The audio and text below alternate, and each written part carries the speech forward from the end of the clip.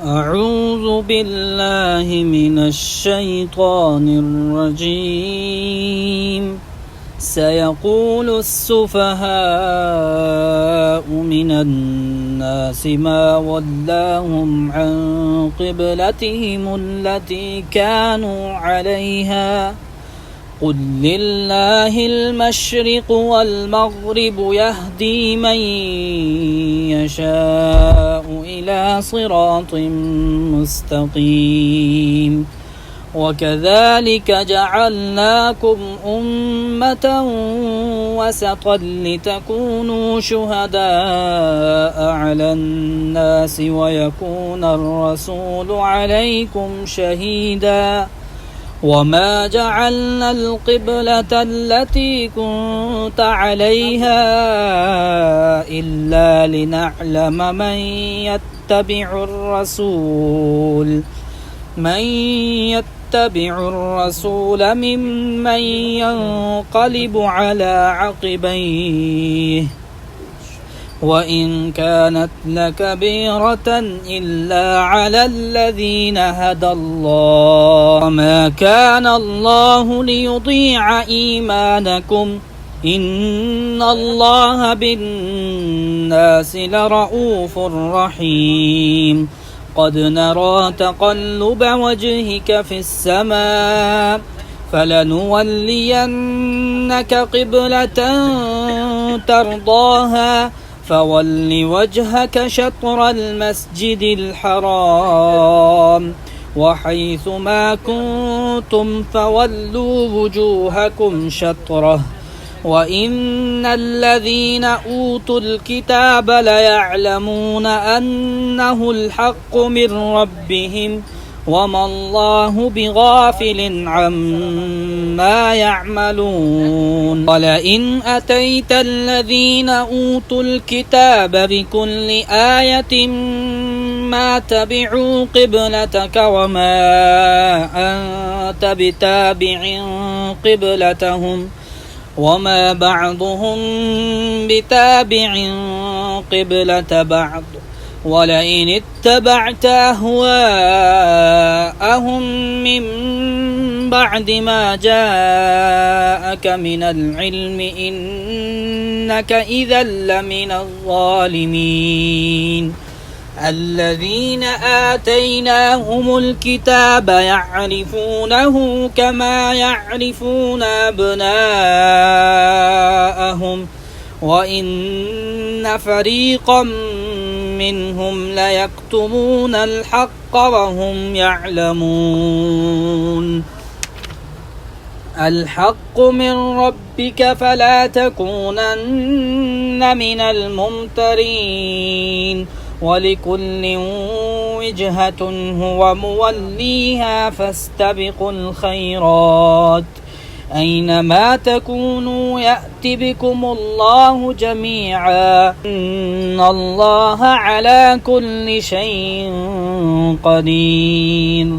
ومن حيث خرجت فول وجهك شطر المسجد الحرام وإنه للحق من ربك وما الله بغافل عما تعملون. ومن حيث خرجت فول وجهك شطر المسجد الحرام وحيث ما كنتم فولوا وجوهكم شطره لئلا يكون للناس عليكم حجة إلا الذين ظلموا منهم فلا تخشوهم واخشوني ولأتم نعمتي عليكم ولعلكم تهتدون. كما أرسلنا فيكم رسولا منكم يتلو عليكم آياتنا ويزكيكم ويعلمكم الكتاب والحكمة ويعلمكم ما لم تكونوا تعلمون. اذكروني أذكركم واشكروا لي ولا تكفرون. يا أيها الذين آمنوا استعينوا بالصبر والصلاة إن الله مع الصابرين ولا تقولوا لمن يقتل في سبيل الله أموات بل أحياء ولكن لا تشعرون ولنبلونكم بشيء من الخوف والجوع ونقص من الأموال والأنفس والثمرات وبشر الصابرين الذين إذا أصابتهم مصيبة قالوا إنا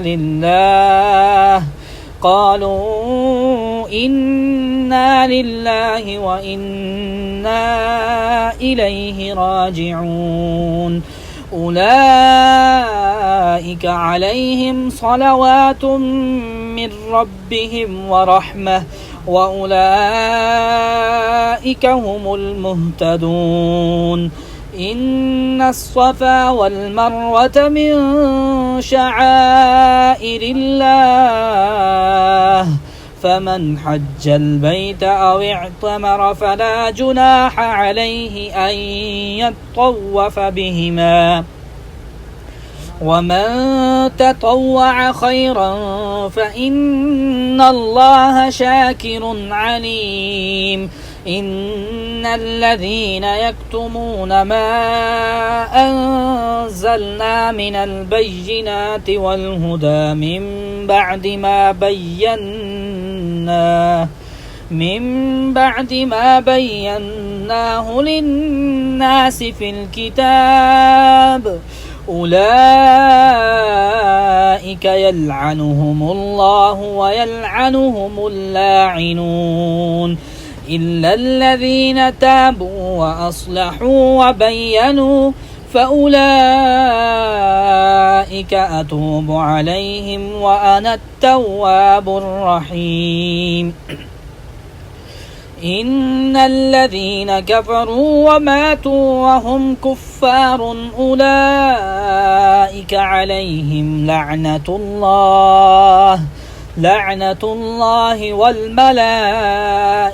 والناس أجمعين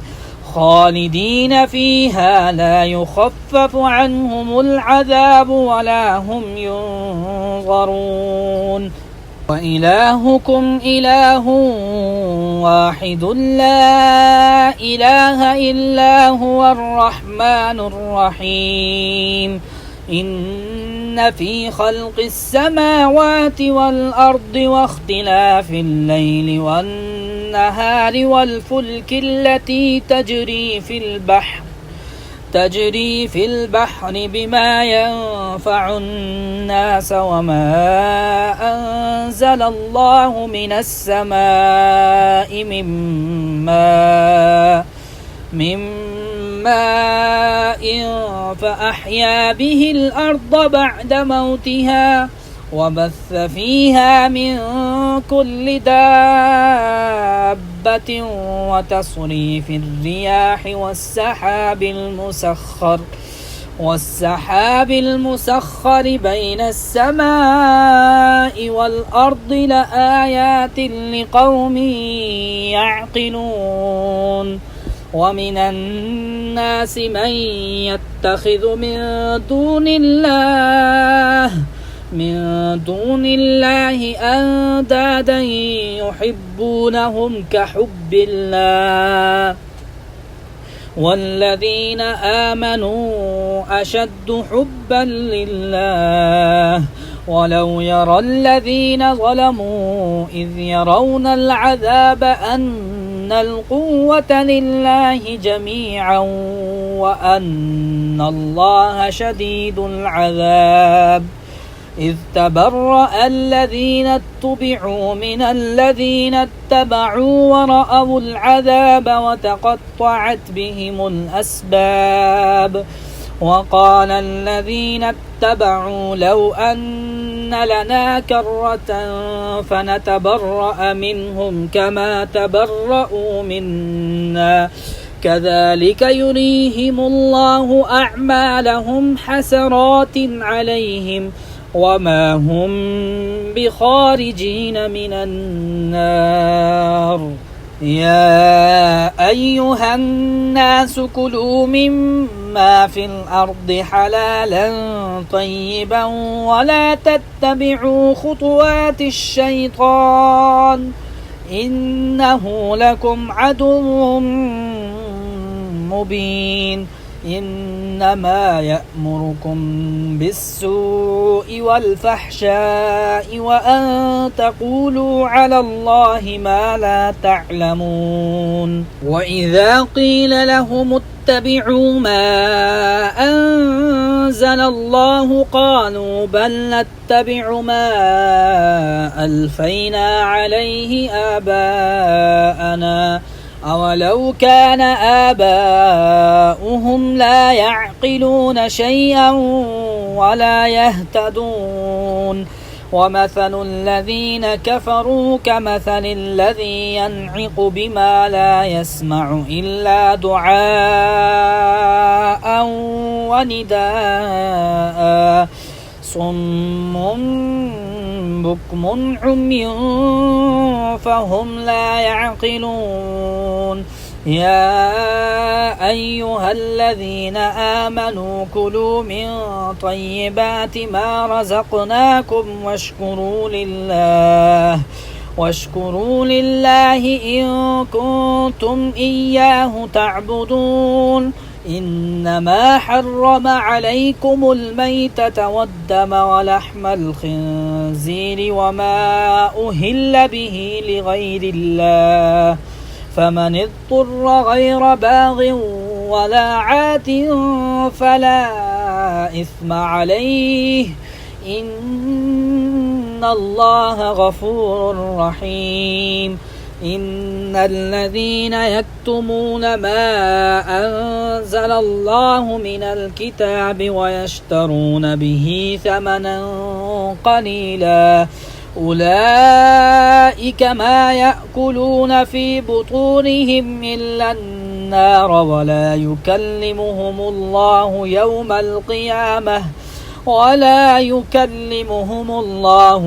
القيامة ولا يزكيهم ولهم عذاب أليم أولئك الذين اشتروا الضلالة بالهدى والعذاب بالمغفرة فما أصبرهم على النار ذلك بأن الله نزل الكتاب بالحق وإن الذين اختلفوا في الكتاب لفي شقاق بعيد ليس البر أن تولوا وجوهكم قبل المشرق والمغرب ولكن البر من آمن بالله واليوم الآخر والملائكة والكتاب والنبيين وآتى المال على حبه ذوي القربى واليتامى والمساكين وابن السبيل والسائلين وفي الرقاب وأقام الصلاة وآتى الزكاة والموفون بعهدهم إذا عاهدوا والصابرين في البأساء والضراء وحين البأس أولئك الذين صدقوا وأولئك هم المتقون يا أيها الذين آمنوا كتب عليكم القصاص في القتلى الحر بالحر والعبد بالعبد والأنثى بالأنثى فمن عفي له من أخيه شيء فاتباع بالمعروف وأداء إليه بإحسان ذلك تخفيف من ربكم ورحمة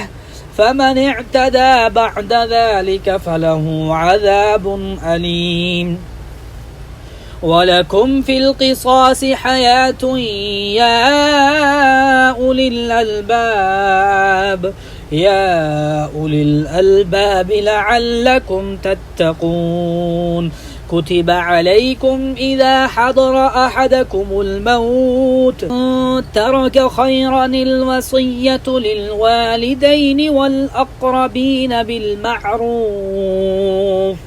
حقا على المتقين فمن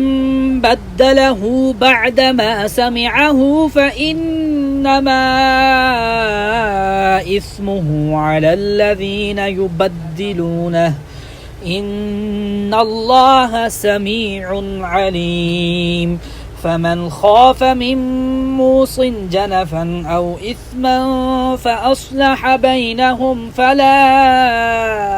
إثم عليه إن الله غفور رحيم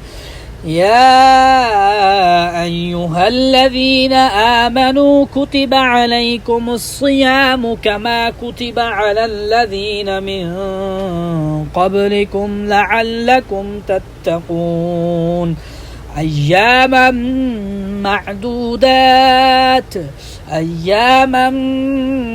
معدودات فمن كان منكم مريضا أو على سفر فعدة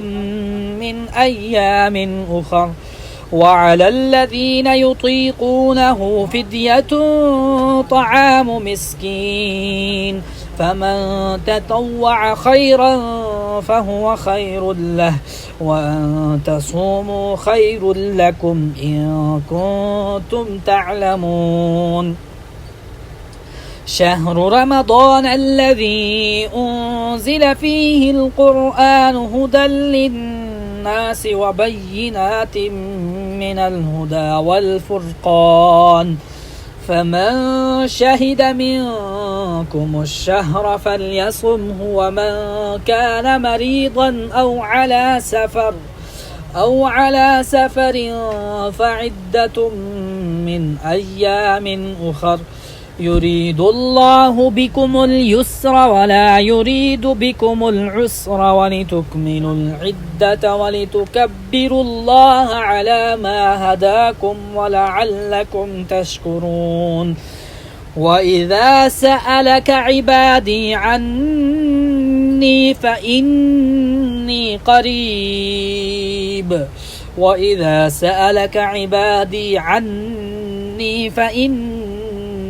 قريب أجيب دعوة الداع إذا دعان فليستجيبوا لي وليؤمنوا بي لعلهم يرشدون أحل لكم ليلة الصيام الرفث إلى نسائكم هن لباس لكم وأنتم لباس لهن علم الله أنكم كنتم تختانون أنفسكم فتاب عليكم وعفى عنكم فالآن باشروهن وابتغوا ما كتب الله لكم وكلوا واشربوا حتى يتبين لكم الخيط الأبيض من الخيط الأسود من الفجر ثم أتموا الصيام إلى الليل ولا تباشروهن وأنتم عاكفون في المساجد تلك حدود الله فلا تقربوها كذلك يبين الله آياته للناس لعلهم يتقون ولا تأكلوا أموالكم بينكم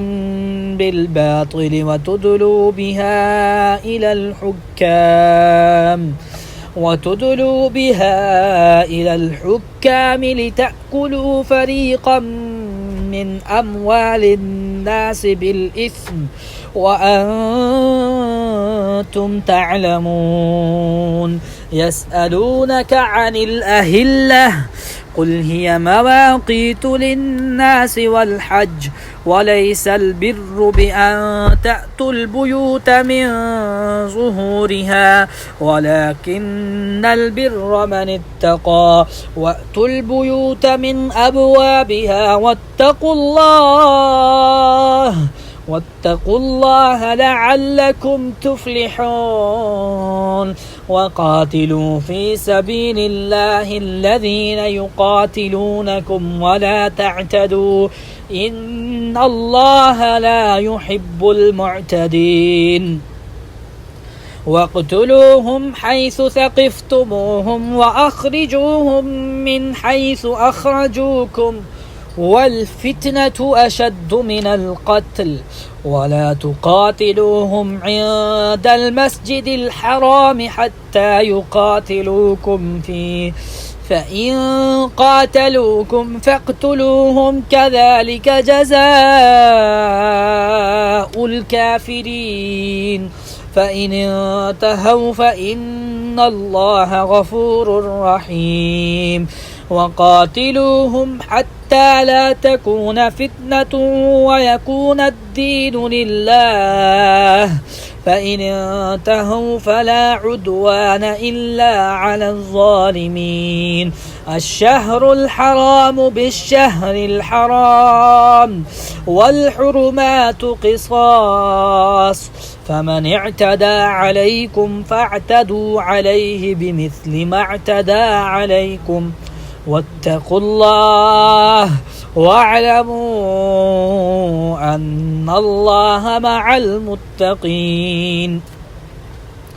وأنفقوا في سبيل الله ولا تلقوا بأيديكم إلى التهلكة وأحسنوا إن الله يحب المحسنين وأتموا الحج والعمرة لله إن أحصرتم فما استيسر من الهدي ولا تحلقوا رؤوسكم حتى يبلغ الهدي محله فمن كان منكم مريضا أو به أذى من رأسه ففدية من صيام أو صدقة أو نسك فإذا أمنتم فمن تمتع بالعمرة إلى الحج فما استيسر من الهدي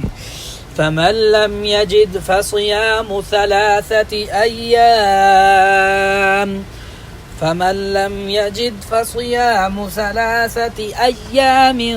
في الحج و7 إذا رجعتم تلك 10 كاملة ذلك لمن لم يكن أهله حاضر المسجد الحرام واتقوا الله واعلموا أن الله شديد العقاب الحج أشهر معلومات فمن فرض فيهن الحج فلا رفث ولا فسوق ولا جدال في الحج وما تفعلوا من خير يعلمه الله وتزودوا فإن خير الزاد التقوى واتقون يا أولي الألباب ليس عليكم جناح أن تبتغوا فضلا من ربكم إذا أفضتم من عرفات فاذكروا الله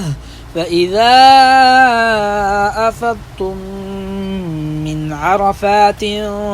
فاذكروا الله عند المشعر الحرام واذكروه كما هداكم وإن كنتم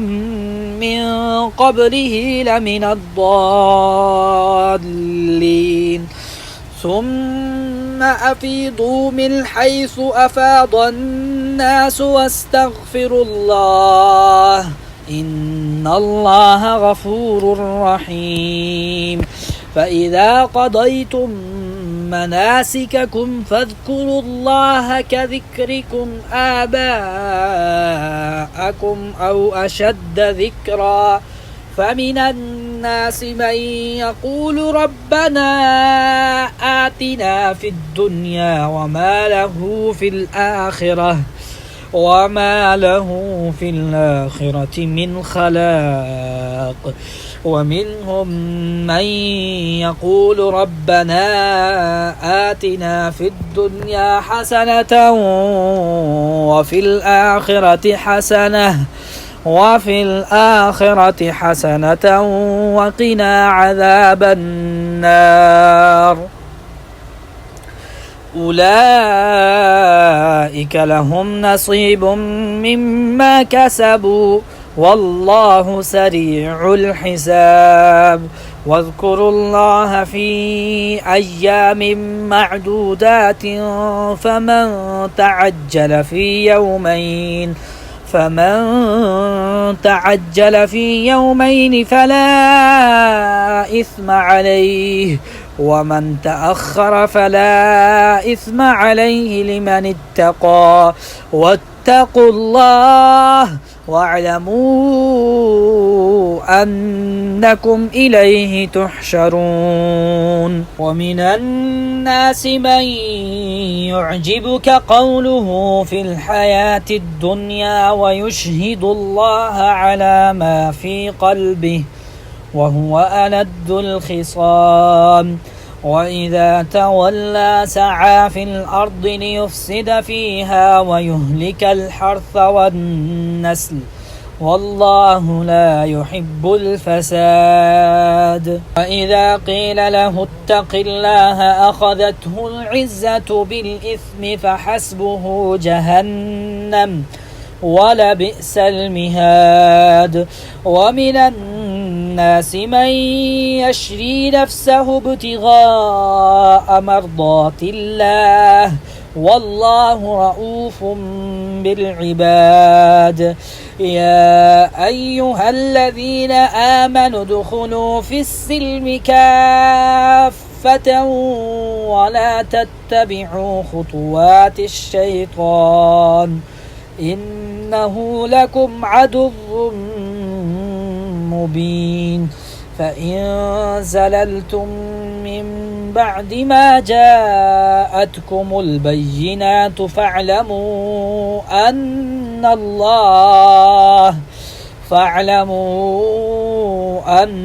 الله عزيز حكيم هل ينظرون إلا أن يأتيهم الله في ظلل من الغمام والملائكة وقضي الأمر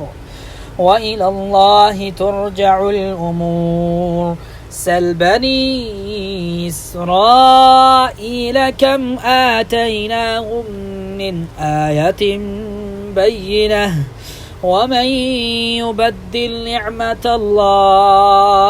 ومن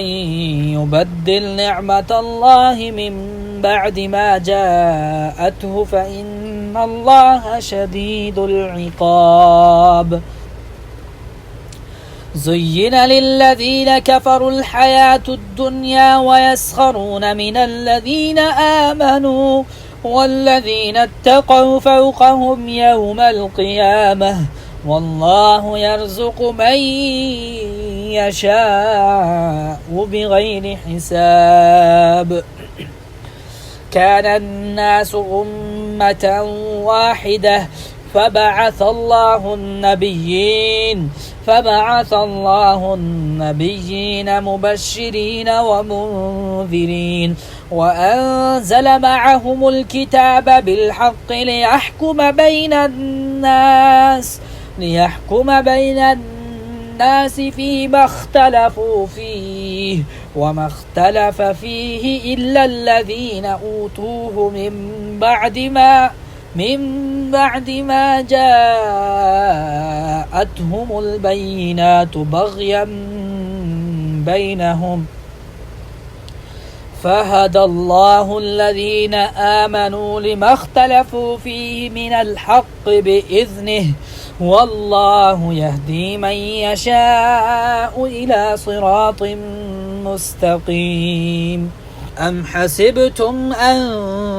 تدخلوا الجنة ولما يأتكم مثل الذين خلوا من قبلكم مستهم البأساء والضراء وزلزلوا حتى يقول الرسول والذين آمنوا معه متى نصر الله ألا إن نصر الله قريب. يسألونك ماذا ينفقون قل ما أنفقتم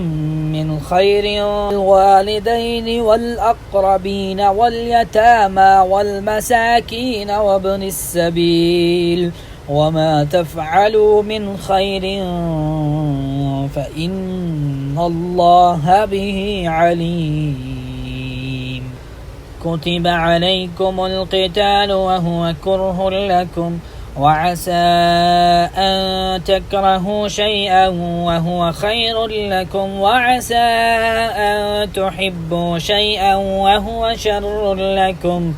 والله يعلم وأنتم لا تعلمون. يسألونك عن الشهر